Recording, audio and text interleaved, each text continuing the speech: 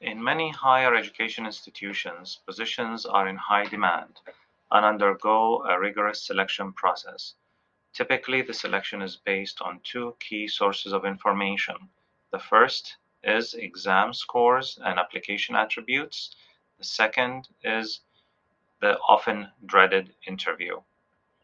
In graduate medical education over several decades, we have successfully tamed one of these sources. With standardized testing and with ways to track scholarship, we are able to parse out the high achievers from a generally smart cohort of candidates. However, we are yet to use the interview to do what it was meant to do, and that is to uncover communication skills, character traits, attitudes, and mindsets.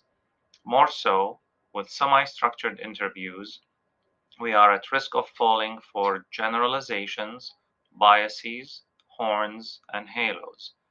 But there is a better way to get data on the social and emotional characteristics of candidates, and that is through multiple mini interviews.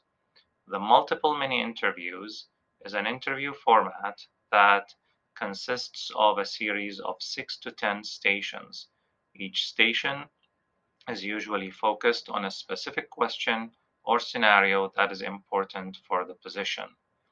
The multiple mini interviews have been shown to positively correlate with medical school and clerkship performance and with performance on licensing examinations. Therefore, at our Pulmonary and Critical Care Fellowship program at MetroHealth, we set out to use the multiple mini interviews, which here we call domain-specific stations, and we compared the distribution of the scores against the scores from traditional semi-structured interviews. For some stations, we utilized Flip, which is a video response platform. For the other stations, we used usual dialogue exchanges to rate each candidate.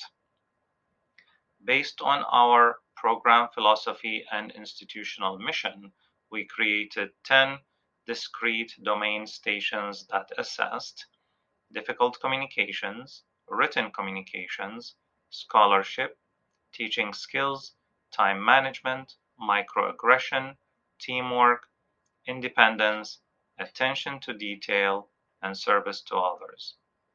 On the other hand, the traditional interviews evaluated career goals, strengths, and weaknesses.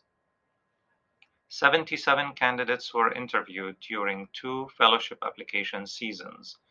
Each candidate had 2 sets of interviews, once using domain stations and once using traditional interviews.